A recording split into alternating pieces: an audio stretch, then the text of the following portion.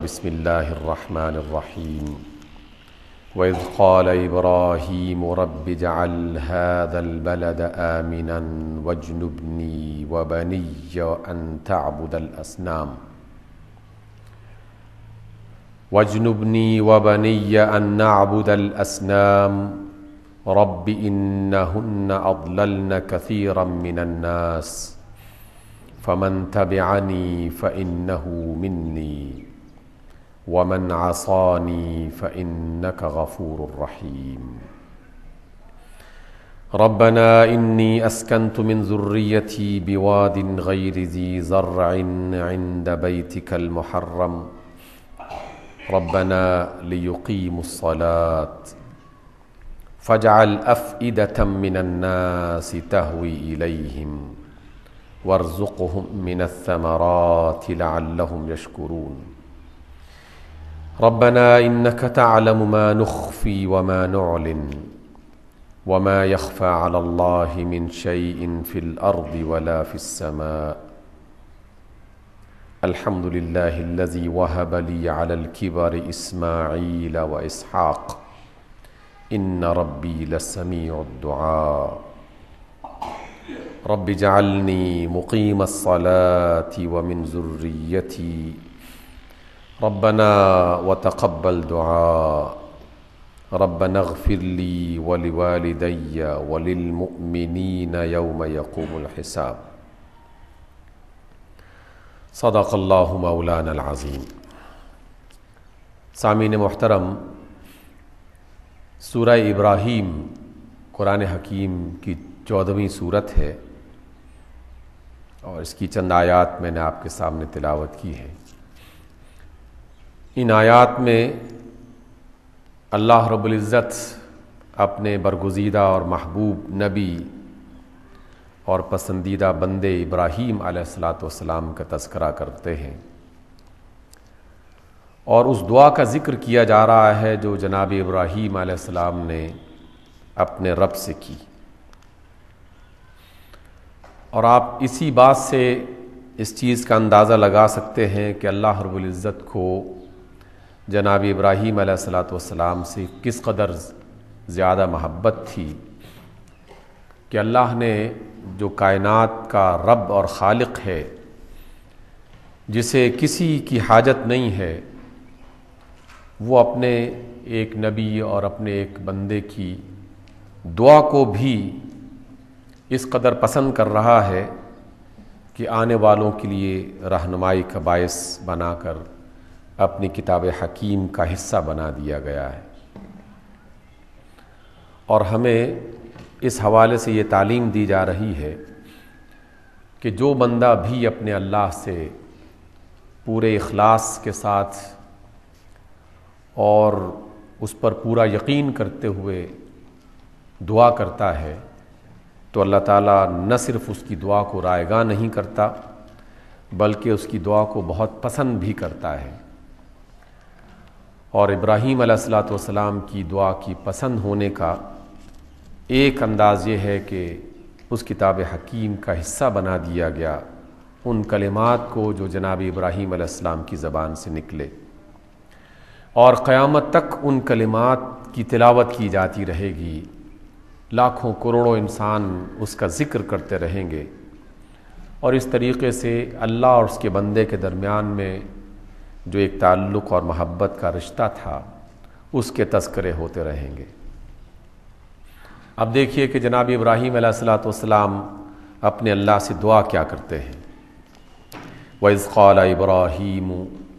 جب کہا ابراہیم علیہ السلام نے، رَبِّ اجْعَلْ هَذَا الْبَلَدَ آمِنًا، اے رب اس بستی کو کہ جس بستی میں نے اپنے گھر والوں کو آباد کیا ہے، اس کو امن والا شہر بنا دے، امن والی بستی بنا دے۔ وَاجْنُبْنِي وَبَنِيَّ أَن نَّعْبُدَ الْأَصْنَامَ، مجھے اور میری اولاد کو بت پرستی سے بچا کے رکھنا، اس چیز سے دور رکھنا کہ ہم کبھی بتوں کی پرستش کر سکیں۔ رب انہن اضللن کثیرا من الناس، اے رب ان بتوں نے بہت سارے لوگوں کو گمراہ کیے رکھا ہے۔ فمن تبعنی فإنہ منی، اور اے میرے رب جس نے میری اس بات کو مانا اور بت پرستی سے توبہ کر لی، صراط مستقیم پر چلنے کا ارادہ کر لیا، وہ مجھ سے ہے۔ ومن عصانی، اور جس نے میرے اس راستے کو چھوڑ دیا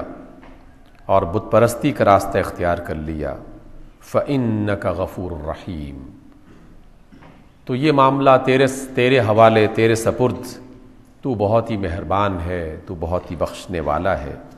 تو چاہے تو ان کو معاف کر دے، چاہے تو ان کو کسی سزا کا شکار کر دے، یہ تیری اختیار میں ہے۔ اور اس کے حوالے سے جناب ابراہیم علیہ السلام نے اپنی زبان سے کچھ نہیں کہا۔ یہ جو 2 آیتیں ابھی میں نے آپ کے سامنے پڑھی ہیں اور اس کا ترجمہ، اس میں 2-3 بہت ہی اہم نقطے ہیں جنہیں ہمیں سمجھنا چاہیے۔ سب سے پہلا نقطہ کہ جناب ابراہیم علیہ السلام جس علاقے میں اللہ کے گھر کی بنیاد رکھ رہے ہیں، اس علاقے کی نسبت سے یہ دعا کی جا رہی ہے کہ اے رب اس بستی کو امن والی بستی بنا دے۔ اور یہ وہ ایک ایسا نقطہ ہے کہ جس کی وجہ سے کسی بھی علاقے اور کسی بھی ملک کی ترقی کی بنیاد رکھی جا سکتی ہے۔ کسی بھی ملک کی ترقی کا راز یہ نہیں ہے کہ اس میں پڑھے لکھے لوگ کتنے ہیں، کسی ملک کی ترقی کا راز یہ نہیں ہے کہ اس میں بلند و بالا عمارتیں کس قدر زیادہ ہیں، اس کی سڑکیں زیادہ کتنی ہیں، اس کی بستیاں کس طریقے سے بنائی گئی ہیں، اس کی ڈیزائن کس طرح سے بنائے گئے ہیں۔ کسی بھی کامیاب بستی کی سب سے بنیادی علامت یہ ہے کہ اس میں امن و امان کتنا ہے، اس میں سلامتی کتنی ہے، جہاں کے رہنے والے لوگ اپنے گھر کے اندر، اپنے گھر کے باہر کس طرح اطمینان کے ساتھ رہ سکتے ہیں، چل پھر سکتے ہیں، اپنی زندگی کے معاملات کو چلا سکتے ہیں۔ اس بستی میں امن و سلامتی کس قدر زیادہ ہے۔ جس قدر امن بستی میں ہوگا اسی قدر وہ بستی زیادہ آباد ہوگی، اور اس کے رہنے والوں کو اسی قدر زیادہ چین اور سہولت میسر ہوگی۔ دنیا کی تمام آسائشیں جمع کر لی جائے، لیکن صرف ایک خوف کو ختم کرنے میں ناکامی ہو جائے تو وہ بستی نہیں کہلائے گی، وہ خوف و ہراس میں مبتلا ایک جنگل کہلائے گا، جس میں مختلف قسم کے لوگ سہمے ہوئے اپنے گھروں کے اندر، اپنے دفتروں کے اندر، اپنے علاقوں میں، اپنے محلوں میں رہ رہے ہیں، اور وہ رہ نہیں رہے بلکہ محض جی رہے ہیں، اور ان کی سانس کی آمد و رفت جاری ہے، اور بظاہر وہ چلتے پھرتے نظر آتے ہیں، لیکن اطمینان اور سکون نام کی کوئی چیز وہاں پر موجود نہیں ہوگی۔ جناب ابراہیم علیہ السلام کی یہ دعا اس بات کی طرف اشارہ کر رہی ہے کہ اولاد ابراہیم کو بھی اپنی بستیوں میں امن و امان قائم کرنے کے لیے سب سے زیادہ محنت اور تگدو کرنی چاہیے۔ ان کی کوششوں کا، ان کی منصوبہ بندیوں کا، ان کی محنتوں کا سب سے پہلا مرکز یہ ہونا چاہیے کہ امن و امان اور سلامتی قائم ہو جائے۔ وہ امن و امان اور سلامتی اگر گھر کے اندر ہے تو گھر کی زندگی بہتر ہو جائے گی، وہ امن و سلامتی اگر بستی میں ہے تو بستی بہتر ہو جائے گی، وہ اگر پورے ملک میں ہے تو ملک ترقی کے راستے پہ گامزن ہو جائے گا۔ اس لیے سامعین محترم، نبی محترم علیہ السلام کے حوالے سے بھی ہمیں جو تعلیم دی گئی اس کا تعلق بھی اسی امن و سلامتی کے ساتھ ہے۔ یہ دعا اور رسول اللہ صلی اللہ علیہ وسلم کا یہ فرمان کتنی بار ہم نے پڑھا اور کتنی بار اس کا ذکر کیا۔ آپ علیہ السلام کا دو ٹوک انداز میں یہ فرمان ہے کہ مسلمان وہ ہے کہ جس کے ہاتھ سے اور جس کی زبان سے دوسرے مسلمان محفوظ رہتے ہیں۔ گویا کہ جس کی زبان سے دوسروں کی عزت محفوظ نہیں ہے اسے اپنے اسلام کی فکر کرنی چاہیے، اور جس کے ہاتھ سے دوسروں کی جان، مال اور عزت کو خطرہ ہے اسے بھی اپنے ایمان کا اور اپنے اسلام کا فکر کرنا چاہیے کہ کیا واقعی وہ ایک مسلم کہلانے کا حق رکھتا ہے۔ یہی وجہ ہے کہ ہر بستی کے رہنے والوں کی سب سے بڑی اور بنیادی ذمہ داری، اور خاص طور پر اس بستی کے جو ارباب اختیار ہیں، ان کی سب سے بڑی اور بنیادی ذمہ داری یہ ہے کہ وہ امن و امان قائم کرنے کے لیے کوشش کریں۔ اور امن و امان قائم کرنے کا ایک بنیادی اور مرکزی نقطہ یہ ہے کہ اس بستی میں کسی کا حق غصب نہ کیا جائے، کسی کا حق مارا نہ جائے۔ جب بھی کسی کا حق مارا جائے گا، ناانصافی کی جائے گی، بے اعتدالی کا وہاں پر مظاہرہ کیا جائے گا، اور اس کے نتیجے میں خود بخود بدامنی وہ جڑی بوٹیوں کی طرح سر اٹھانا شروع کر دے گی۔ بدامنی کوئی فضا نہیں ہوتی کہ جس میں ایک ہوا چل پڑی ہے تو بدامنی پھیل گئی ہے۔ یہ کوئی بیماری نہیں ہے کہ جس کے اندر کوئی خاص قسم کا جرثومہ پھیل جاتا ہے تو بدامنی پھیل جاتی ہے۔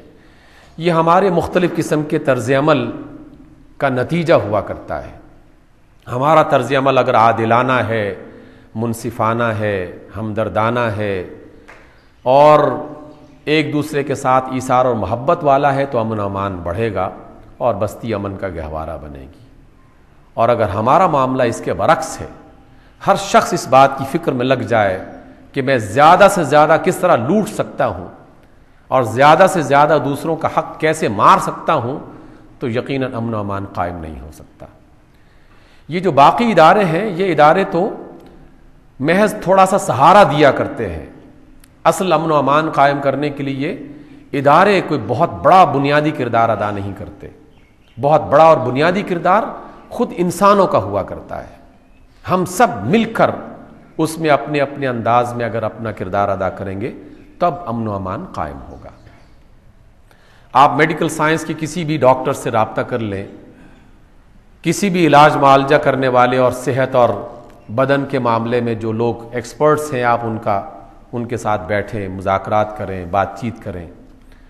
گھنٹوں کی بات چیت کرنے کے بعد بھی، بلکہ مہینوں کی کسی میڈیکل سائنس میں اور کالج میں بیٹھ کر ان کی ریسرچ پڑھنے کے بعد بھی جو نتیجہ آپ کو ملے گا وہ نتیجہ یہ ہوگا کہ دوا یہ بیماری کو محض ختم کرنے کا ایک چھوٹا سا ذریعہ ہوا کرتا ہے۔ دوا صحت کے لیے بنیادی چیز نہیں ہے۔ صحت کے لیے بنیادی چیز صحیح اور اچھی خوراک کھانا، اس کو وقت پہ کھانا، اس کو صحیح مناسب طریقے سے ہضم کرنا، اچھی فضا میں رہنا، اچھے طریقے سے سونا جاگنا، اچھے طریقے سے اٹھنا بیٹھنا، یہ صحت کی بنیادی اصول اور اس کے ذریعے ہیں۔ وہ تو جب کبھی بہت زیادہ معاملہ آپے سے باہر ہو جائے، ہاتھوں سے نکل جائے، تو دوا کے ذریعے سے تھوڑا بہت سہارا دیا جاتا ہے کہ وہ جو جسم کے اندر ڈسٹربنس پیدا ہو گئی ہے، خرابی پیدا ہو گئی ہے اور وہ سنبھل نہیں رہی، تو دوا کچھ دیر کے لیے سہارا دیتی ہے، اور پھر اس دوا کے ساتھ ساتھ اس غذا کے معاملات کو بہتر بنانے کی کوشش کی جاتی ہے، اور غذا کے معاملات درست ہونا شروع ہو جائیں تو آہستہ آہستہ انسان کی صحت اچھی ہونا شروع ہو جاتی ہے، اس کا بدن صحت یاب ہونا شروع ہو جاتا ہے۔ کبھی دنیا میں ایسا نہیں ہوا کہ انسان دوائیں کھا کر صحت مند ہو جائے۔ یہ جو پولیس کا ادارہ ہے، یہ جو آرمی کا ادارہ ہے، یہ جو مختلف قسم کے امن و امان قائم کرنے والے ادارے جن میں چوکیداروں کا ایک الگ نظام ہے اور مختلف قسم کے اس طرح کے جو سسٹمز بنائے جاتے ہیں، ان سب کا تعلق کچھ اسی طرح کا ہے کہ جیسے یہ دوائیں ہیں، جب حالات ضرورت سے زیادہ بگڑ جائیں تو یہ دوائیں اس موقع پر کام کرتی ہیں، لیکن امن و امان قائم کرنے کا بنیادی کردار اس معاشرے میں رہنے والے انسانوں کی طرف سے جب تک ادا نہیں کیا جائے گا، اس وقت تک امن و امان قائم نہیں ہو سکتا۔ اور اس میں ہم سب کو اپنے اندر جھانک کر خود دیکھنا ہے کہ میں اپنے گھر کے اندر، اپنے محلے کے اندر، اپنی بستی میں، اپنے علاقے میں امن و امان قائم کرنے میں کون سا کردار ادا کر رہا ہوں۔ کیا میرے کسی رویے سے کہیں کوئی خرابی تو نہیں پیدا ہو رہی؟ اگر میرے رویے سے وہ خرابی پیدا ہو رہی ہے تو آپ ہر کونے پر ایک پولیس والا کھڑا کر دیں اور ہر گھر کی چار دیواری کی چاروں طرف پہرے لگا دیں اس گھر کے اندر امن و امان قائم نہیں ہو سکتا جب تک کہ میں اپنے رویوں کو بدلنے کے لیے تیار نہیں ہوں۔